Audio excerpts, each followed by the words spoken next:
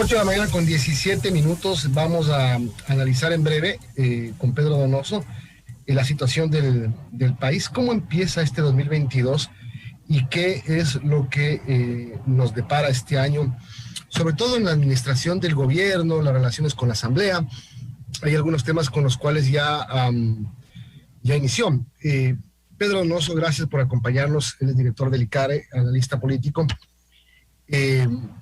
Ya empezó el año, los primeros días, y empiezan con anuncios como el de los sectores sociales de ayer, de que este año va a ser el de la resistencia, de que van ya hoy, este mismo mes, 19 de enero, si no me equivoco, a realizar una marcha los de la Unión de los Trabajadores, el Frente Unitario de los Trabajadores y las organizaciones sindicales.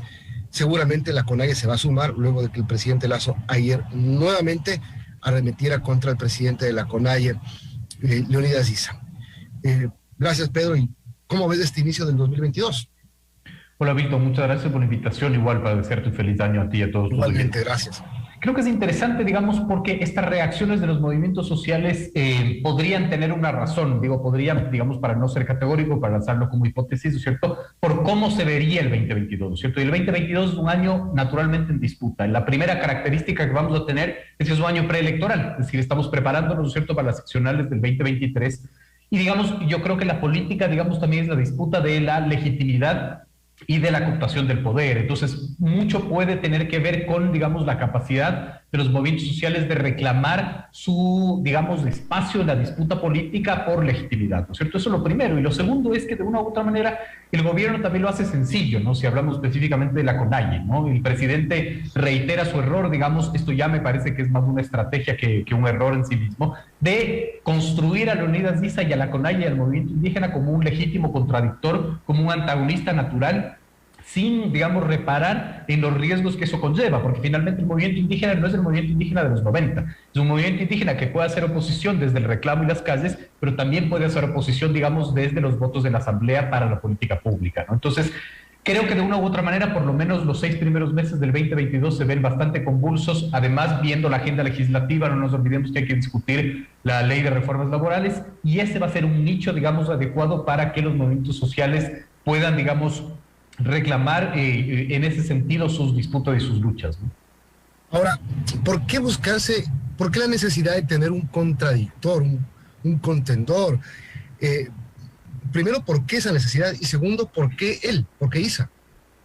No tengo la respuesta, la verdad. Es decir, para mí, digamos, bueno, en política, digamos, necesitas un contradictor, ¿no? La política finalmente es como el teatro, tienes protagonistas y necesitas tener antagonistas, incluso para poder probar tus tesis, ¿no? Incluso para poder hacer, digamos, un ejercicio dialéctico de esta es mi tesis X, esa es la tesis Y, la mía es mucho mejor en comparación con Y, ¿no? Creo que es supremamente importante. Yo creo que no sabría el por qué la construcción de un antagonista como Issa. Yo creo que mucho podría tener que ver con la incapacidad social que hemos tenido de no entender lo que pasó en octubre. Es decir, en octubre pasaron muchísimas cosas socialmente y nosotros nos quedamos, sociedad simplista como somos, en que el movimiento indígena destruyó Quito o al movimiento indígena le persiguió la policía. Y no hemos podido profundizar lo que sucedió. Creo que el antagonista natural del gobierno debería ser el correísmo por 2 factores. El primero es porque ya fue derrotado en las urnas, y el segundo es porque es mucho más fácil, digamos, atacar a un movimiento que tiene un framing de corrupción, que, digamos, ha sido como señalado durante 5 años, ¿verdad? Entonces creo que, digamos, es un error que se haga, no sé la razón, digamos, pero vamos a ver las consecuencias que podría esto tener, yo creo que en este 2022. Claro, el correísmo, con todo lo que tú acabas de describir, pero sigue siendo una fuerza política importante y que podría en determinado momento llegar nuevamente al poder por sobre otras fuerzas políticas, hablando de temas electorales básicamente, ¿no? Pero sí, el tema de los contradictores o de los antagonistas, más bien dicho, sí es tradicional. Si vemos los últimos 14, 15 años, Correa cambiaba de antagonista cada semana, que eran los medios, que eran tales políticos, que eran los sindicatos, que eran los indígenas. O sea, era como polifuncional en el tema de buscarse un contendor. Para Moreno el antagonista era Correa, y ahora Lasso más o menos está definiendo que su antagonista es Leonidas Issa, porque él dice además, eres tú y no a la organización, y no la organización a la que tú representas. Cuán peligroso, sin embargo, ya conocemos quién es Leonidas Issa y lo que es capaz de movilizar en el país.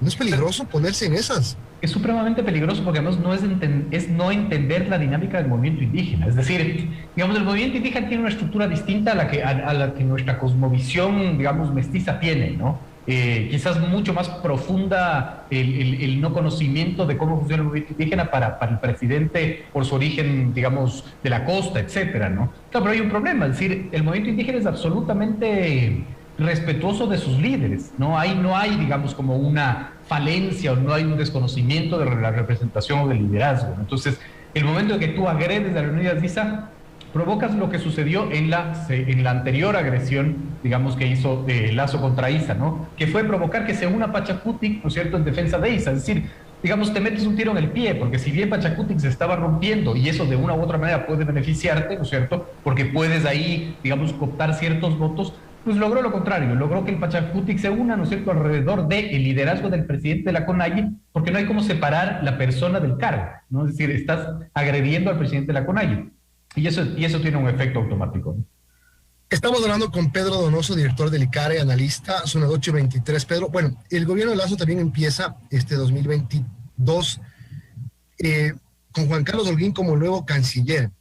Un cargo importante para un personaje, sobre todo el personaje dentro del movimiento del presidente Lazo, muy importante, que es Juan Carlos Holguín.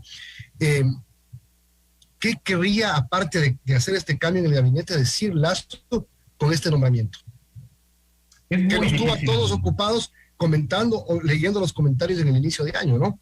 Sí, es muy difícil descifrarlo, digamos, ¿no es cierto? Es decir, en proyección, de una u otra manera, uno podría construir el escenario. Yo siempre cuando hago lecturas de proyecciones me gusta hablar de escenarios y de potenciales, es decir, porque si no me convierto en la bruja Shirley que lee las cartas, ¿no? Entonces sí hay que hablar, digamos, de escenarios, ¿no? Y para mí el escenario ideal era que Juan Carlos Holguín pueda tener, digamos, una figura representativa y una imagen, digamos, presente en la gestión pública para poder construir una carrera de alcaldía de Quito.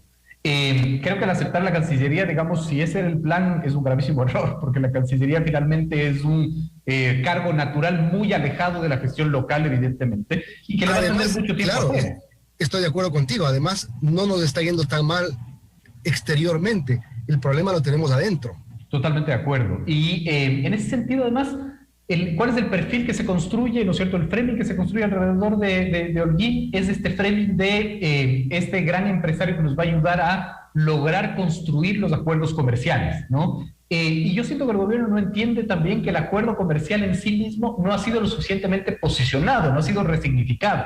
Nosotros seguimos jugando la política con los conceptos que nos heredó el correísmo, digamos. No importa si estamos de acuerdo o en desacuerdo, esta no es ahorita la discusión, ¿verdad? Y los tratados comerciales, hay una gran tendencia de la izquierda que pone en duda su efectividad, ¿verdad? Los productores nacionales han manifestado su preocupación. Entonces creo que no es una buena noticia finalmente trabajar en eso en el sentido de una potencial carrera electoral, ¿no? A lo que me refiero finalmente es que el gobierno debe haber hecho un trabajo mucho más conceptual de posicionar los beneficios de un tratado comercial, ¿no es cierto?, para después poder quizás poner a su figura, a una de sus figuras más importantes, a lograrlos, ¿no? Y creo que ese trabajo no lo ha hecho. A ver, sí es cierto, Pedro, que el presidente Lazo ha dicho mucho de el más Ecuador en el mundo y más mundo en el Ecuador, y creo que van bien por ahí, porque las relaciones están bien, por el Ecuador Open for Business, que trajo inversión, algo de inversión y una expectativa muy importante, es decir, ese frente me parece cubierto. Ahora, el presidente tiene otras cosas, y te decía, a la interna. Por ejemplo, en el tema seguridad. Cuando decretó el estado de excepción por el tema del incremento de la delincuencia a finales del año pasado, en el último trimestre, digamos, el presidente dijo, la seguridad va a ser un tema de despacho. Yo mismo voy personalmente a encargarme de vigilar por la seguridad. Pero en ese frente no ha hecho ningún cambio. Sigue la ministra de Gobierno, sigue la comandante general de policía. Las únicas dos cosas que a lo mejor hizo por ahí fue llenar la vacante de meses del viceministerio del Interior, por ejemplo, que uno no entendía por qué con tanta delincuencia ese cargo estaba vacante. Nombrar a un oficial de policía activo como director de cárceles, pero en el macro frente no hay nada. Pero hemos sumado, digamos, ¿no es cierto? Yo podría coincidir contigo, pero sumado a que el gobierno aún no nos explica cuál es su plan social, ¿no es cierto?, para resolver este tipo de conflictos. Es decir, el conflicto de la seguridad no es un conflicto de más policías, de más militares, incluso no es un conflicto de cambio de ministro, aunque no lo crean, digamos, ¿no es cierto? Es decir, Los ministros juegan un papel un poco más político que técnico en ese sentido, ¿no? La estructura de la policía, etcétera, podría resolverlo mejor. Pero concuerdo contigo, digamos, es decir, lo que la señal que nos está dando el gobierno es hago un cambio en un espacio que no era tan urgente, ¿no es cierto? Y no explico ni siquiera el por qué. Yo creo que ahí viene también un problema, es decir, la no explicación del por qué, la no explicación de un plan de seguridad y la no explicación de un plan social que ayude a resolver los temas de inseguridad, ¿no? Entonces, ese sí creo que es el problema del gobierno, el no entender el timing político, ¿verdad? Y si ya vas a hacer un cambio en Cancillería, digamos, y tienes planeado hacer otros cambios en otras carteras en donde la opinión pública lo puede ver un poco más urgente, haz un solo cambio, digamos, y da la explicación. Pero claro, estos cambios cuentagotas a veces pueden sonar un poco más a capricho finalmente que otra cosa. Claro, el tema de Juan Carlos Holguín, por ejemplo, desde el inicio del gobierno se sabía que el presidente lo quería como canciller, no pudo por otras razones. Le encargó a esta embajada de honor en el tema de las vacunas, que le fue muy bien, y creo que esa es su principal carta de presentación. Pero bueno, se fortalece el frente del presidente Lasso. Además, como que se desintoxica un poco digamos, la mesa chica de la democracia popular, por ejemplo. Es que no sé si se desintoxica, porque no creo que Montalvo era parte de ese círculo. Es decir, no era, pero por lo menos Holguín sí es más cercano al presidente que Montalvo. Sí, pero no sé es su jefe de campaña en Quito. Claro, pero no sé si ocupar la Cancillería haga que él entre a la mesa chica cuando, digamos, como no hay reglas en una lógica de mesa chica, él podría estar presente, digamos, ¿no? Entonces, no lo sé, es decir, ese es el punto, que nos genera un montón de dudas que no son resueltas, ¿no es cierto? Y claro, en comunicación como en política, las dudas no se quedan vacías, alguien los llena finalmente, ¿no? Y se convierte en la construcción de estos mitos porque el gobierno no es capaz de absolver esas dudas. Bueno, las relaciones con la Asamblea Nacional. Ahí tiene un reto importante la política del gobierno porque no tiene mayoría, no tiene un bloque fuerte, es chiquito, 12-13. Si te unes al BIN tampoco hace mayoría, necesitas necesariamente de los socialcristianos y del correísmo para aprobar lo que tiene que venir. Porque no creo que le salga nuevamente el gol olímpico del Ministerio de la Ley, ¿no? Pero además ahí viene el otro elemento, que es, estás golpeando a Pachacuti. Entonces estás sembrando, ¿no es cierto?, una incapacidad de recolectar votos a puertas de la ley de inversiones y a puertas de una reforma laboral. Entonces, tampoco se entiende cuál es la estrategia política en ese sentido, ¿no? Y claro, y la Asamblea, digamos, es siempre un enigma porque no se entiende finalmente la composición clara de los bloques. Es decir, no se entiende bien por dónde va a ir Pachacuti. No se entiende bien, por ejemplo, qué une al BAN, a esta bancada del Gran Acuerdo Nacional. Nadie nos ha explicado qué son, reparto de cargos, qué son, digamos, la agenda programática. Es decir, no hay la capacidad de posicionar finalmente el juego que se está jugando en ese sentido, ¿no? Y la Asamblea tiene grandes retos, sobre todo, digamos, el reto de, digamos, o cumplir la expectativa que se generó, porque la agenda que fue aprobada, digamos, por el Pleno tiene más de 80 leyes y hemos visto que en 7 meses en promedio la Asamblea ha aprobado una ley por mes, ¿no? Entonces tiene que, digamos, o manejar o bajar la expectativa o cumplir esa expectativa, ¿no? Pero, por ejemplo, ayer, Pedro, la Asamblea perdió no sé cuántas horas debatiendo declarar al Ecuador o declarar en el Ecuador el día histórico de la lucha obrera, por ejemplo. Bueno, o sea, está bien que se reconozca, pero bueno, ¿no es más importante la reforma a la Ley de Educación Superior que está presentada desde junio pasado? ¿No es más importante la Ley de Comunicación que también está presentada? ¿No es más importante la Ley de Pandemias? Ya le voy a preguntar eso a Mario Ori Chávez, ya mismo asambleísta, pero en eso se pasan. Ese es el problema. Es muy característico de la Asamblea, incluso de la del anterior periodo, ¿no es cierto? Cuando nosotros hacíamos un promedio, tenía el triple de resoluciones y exhortos que de leyes aprobadas, ¿no? Entonces, claro, eso es evidente, pero claro, el juego también es analizar el trabajo de la Asamblea, ¿cómo lo hacemos? Cuantitativa o cualitativamente, porque en cambio, si tenemos una Asamblea que dicte leyes, digamos, a granel, pero ninguna ley es de calidad, vamos a tener un problema. Pero lo que más a mí me llama la atención es la incapacidad de la Asamblea. Pero tampoco una Asamblea de exhortos, una Asamblea que tiene más exhortos que el COE. Así es, no, absolutamente, absolutamente. Pero además hay algo súper interesante que es, y yo pregunto, ¿cuántas leyes han sido aprobadas por esta Asamblea y por la del periodo anterior que han tenido iniciativa legal del legislativo? Muy pocas. Es decir, la Asamblea ahorita se convirtió en el receptor de una ley, en el debatidor de una ley del Ejecutivo y en el que aprueba una ley del Ejecutivo. Pero en la iniciativa legal de la propia Legislativo, muy poco, ¿no? Ahora, y un tema final, Pedro, para ir acabando la entrevista. Este es un año preelectoral. El próximo son elecciones de alcaldes. Y Quito, con lo que nos pasó el año pasado con el alcalde Jorge Yunda, con su remoción, con la corrupción, con todo lo que está ocurriendo en la capital, va a ser un centro importante, una carnicería de búsqueda del poder. Además, ahí se van a medir las fuerzas oficialistas contra las del correísmo. Entonces, va a ser un año, mira, ya empezó, Wilson Merino, te doy un nombre, que parece que se va a postular, que quiere postularse, y la pelea es si es que es correísta, si es que es yundista, no sé, a lo mejor los que lo cuestionan tanto le están dando los votos que no tenga. Seguramente, digamos. Y aquí yo quiero empatar algo que me parece que es fundamental, que es, digamos, como todos los actores políticos están renunciando a su espacio natural, están dejando un espacio para un emergimiento nuevo. ¿Qué quiero decir con esto? El gobierno que debió tener por característica fundamental levantar la bandera del liberalismo, sus acciones hacen lo contrario. Y esto provoca, ¿no es cierto?, que deje un espacio vacío para que emerja, digamos, quizás una corriente liberal, finalmente, que lo estamos viendo, ¿no? Como el movimiento libertario, etcétera, etcétera, etcétera. Y el progresismo igual, ¿no? El correísmo se parte finalmente con la aprobación de la ley tributaria, con el tema del aborto, etcétera. Deja un espacio para que el progresismo nazca. ¿Qué quiero decir con esto? Que yo creo que esa es la verdadera disputa en las seccionales también locales, ¿no? Las disputas de, digamos, la identidad política ideológica.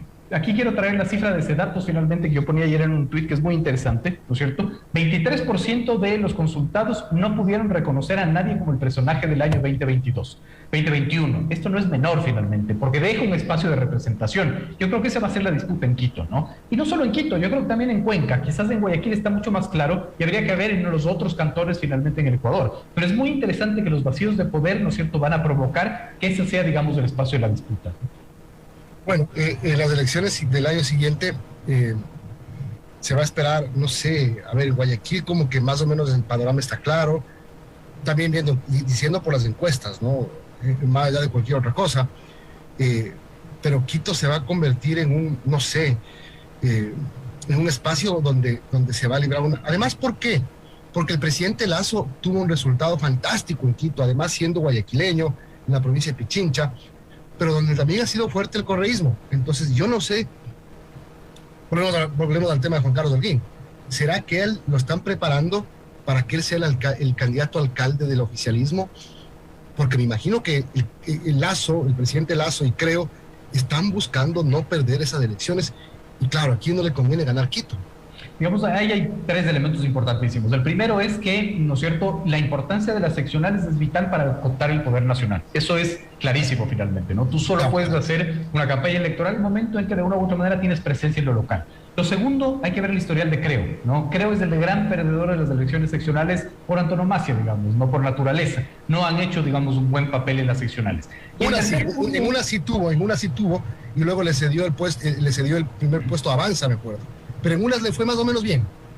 No me acuerdo en qué año. Pero digamos, nunca ganó la alcaldía de Quito, nunca ganó la alcaldía de Cuenca, nunca ganó la alcaldía de Guayaquil, digamos, si podemos hacer como un análisis finalmente de las seccionales, me refiero, ¿no? Y claro, lo que tú dices es cierto, digamos, si Quito se caracterizó en segunda vuelta por darle un triunfo muy, muy holgado a Guillermo Lasso, pero yo creo que hay que mirar la primera vuelta. Y ahí el factor Hervas, por ejemplo, es un factor muy, muy interesante, digamos. Es decir, Hervas gana en los barrios del sur de Quito que eran característicos bastiones de, digamos, del correísmo, ¿no? Entonces, ahí hay elementos muy interesantes para poder uno analizar lo que puede venirse con las seccionales del 2023. ¿Hervas podría ser mejor candidato a alcalde que a presidente? No lo sé, digamos, yo creo que de todas maneras, digamos, Hervas representa finalmente una debilidad de los partidos políticos, y no hay que olvidarse que Hervas fue el candidato de la izquierda democrática 5 meses antes, no estaba, digamos, no era ni adherente ni simpatizante de la izquierda democrática. Yo creo que ese tipo de discusiones como que vacían el discurso también, y eso es medianamente peligroso, ¿no? Pero bueno, vuelvo al tema anterior. No creo que al presidente Lasso le convenga tener como vecina de patio a Luisa Maldonado o a Paola Pavón, seguramente. ¿Por qué además, si es que el correísmo busca irse en contra del gobierno de Lasso, como ya se notó en los últimos meses del año pasado, pues para ellos va a ser importante ser incómodos en la Plaza Grande? Pero quizás no solo el correísmo, sino el progresismo. Es decir, mientras Lasso sigue empujando finalmente, ¿no es cierto?, toda una campaña contra ISA, eso no, digamos, descarta el escenario de que, por ejemplo, el progresismo se una fuerzas, incluyendo, digamos, al correísmo, ¿no es cierto?, y ese puede ser el vecino de Carondelet, pero no solo Quito. O sea, yo también me pregunto, finalmente, Manta, Cuenca, etcétera, que son otros cantones supremamente importantes para lograr gobernabilidad, digamos, a futuro, ¿no? Así es, sin duda. Bueno, Pedro, este año es político preelectoral, este año va a ser de agitación social, a lo mejor, y este año se verá cómo el presidente y el gobierno del presidente Lasso puede sortear esas barreras políticas que no necesariamente ha demostrado mucha habilidad, sobre todo si hablamos en el tema de la Asamblea, aunque claro, la evaluación del año pasado fue, sí, las relaciones turbulentas, Lasso sin mayoría, pero le metió 2 goles a la Asamblea, Pandora Papers y ley tributaria. Totalmente, digamos. El problema aquí es que las guerras, digamos, las batallas no ganan una guerra finalmente, ¿no? Es decir, tú puedes tener 2 triunfos, ¿no es cierto?, importantes, pero si no tienes una estrategia clara política de relacionamiento, creo que va a ser como supremamente complicado. Y hay que añadir un nuevo elemento, que el 2022, ¿no es cierto?, es por característica también un año de recambio de las autoridades de control. Se renueva parcialmente la Corte Constitucional, se renueva parcialmente el Consejo Nacional Electoral, hay que elegir contralor, superintendente de compañías, defensor del pueblo, etcétera, etcétera, ¿no? Y eso hace que la disputa también de los intereses políticos lleguen a esas autoridades y también hay que ver cómo, digamos, se resuelve ese tema, ¿no?